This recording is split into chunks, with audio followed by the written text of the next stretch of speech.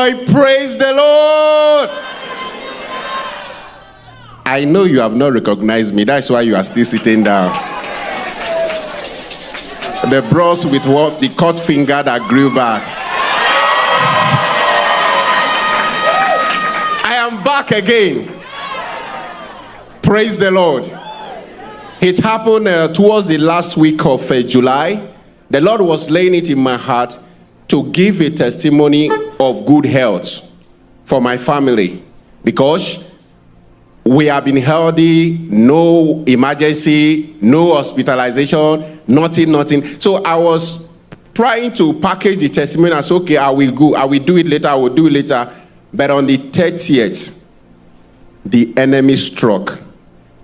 30th of July, my wife told me earlier in the day she was going to the major market to get some food stuff. I gave her money and I left. So 5 p.m. my children called me. I said that their mommy cannot move, she cannot talk. I said, give her the phone. He said she cannot talk, she cannot move. Already from the background, I was hearing few of them praying, some crying. I said, okay, please run to the neighbor downstairs. Call the neighbor so that I will know what is actually going on. So the neighbor came upstairs and found that the situation was terrible. They called me back and said, which hospital do you use? I gave them the address. I said, my son will direct you to the hospital while I'm coming from where I am. So I called the doctor. They are bringing my wife. I don't know what the situation. I'm not at home. She wasn't sick when I left home. She was only taking malaria medicine. And she went to the market. She was not in any way feeling any sickness or thereabout. So they took her from the house to the hospital. And they told me that they couldn't carry her. She was heavy, lifeless. She wasn't breathing then. She was heavy.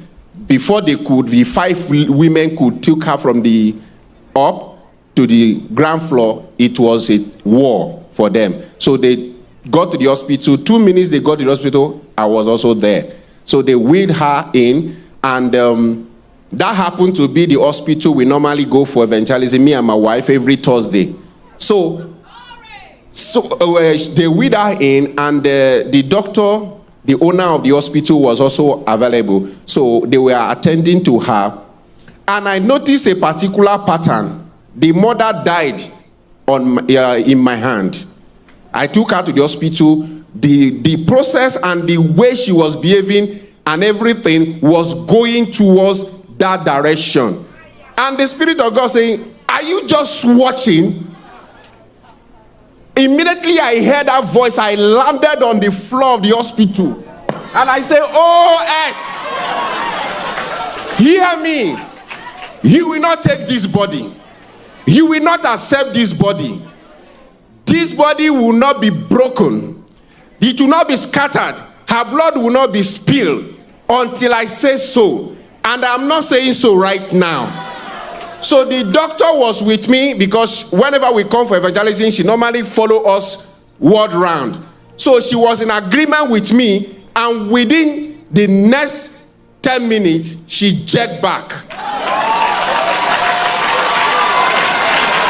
For you to understand, life was going out of her because the leg has started drying.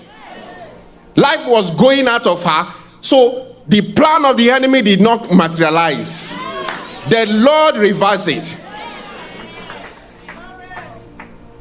Let me remind you that within a few weeks ago, a neighbor in our neighborhood, in our vicinity, also died of the same attack. You understand? So back home, they were expecting us that very day to hear the news that she did not make it. But they were surprised to see me and my wife back home that night.